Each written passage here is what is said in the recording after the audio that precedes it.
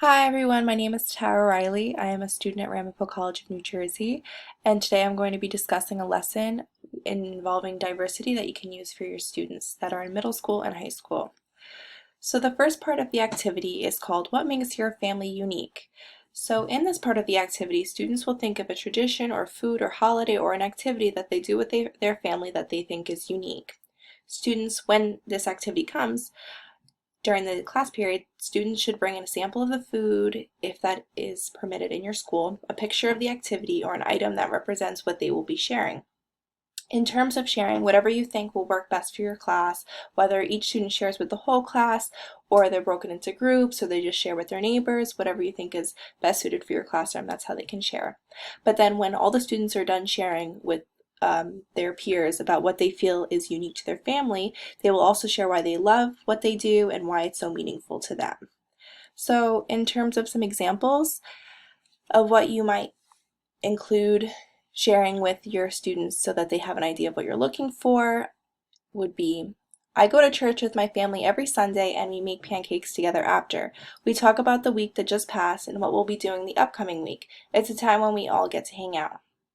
Or another one would be, every August, all of my extended family meet together at my aunt's house for a swim party. It's a family reunion. It's a lot of fun and I have a great time spending time with my loved ones. And for this one, the student could bring in a picture of their family or a picture from one of the family reunions.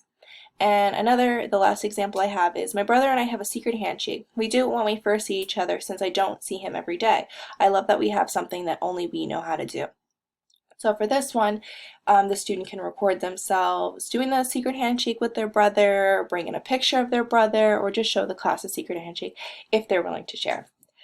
So this part of the activity is important because doing this activity helps students learn more about each other. They get to know what specific details about their peers' family. In addition, also shows students that everyone is different and every family has their own way of doing things, their own way of celebrating holidays, their own way of eating dinner together, or their own way of playing a game. And since, as I explained, some people celebrate different holidays, eat different foods, or like doing activities, it makes it so that the more we know about others, the more accepting we are of the others. So now in order to connect this activity to a bigger picture, there's a video and it's about the demographics in the United States. And it discusses what, out of 100 people, what those 100 people in the United States are.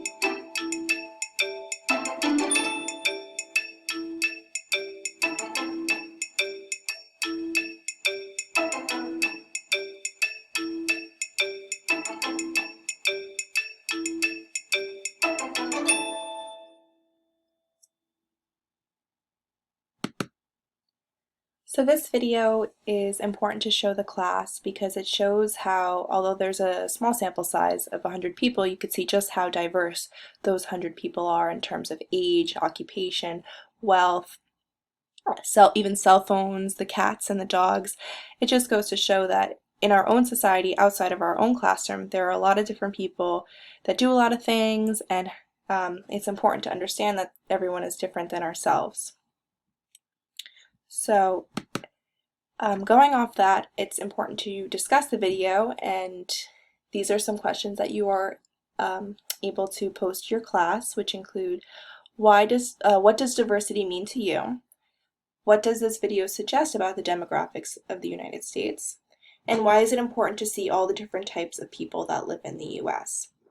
And as I've said before, reflecting on what our country is like helps students think about people beyond themselves and think about what it would be like to have a different religion or be in a household that's in a rural part of the United States opposed to an urban or suburban, or be in a family that has low income.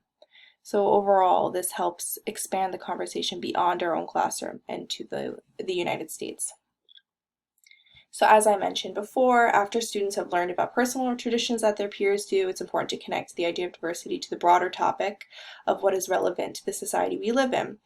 And the video and discussion questions help students visualize and think about how diverse our nation is, and helps them begin to think why that would be important.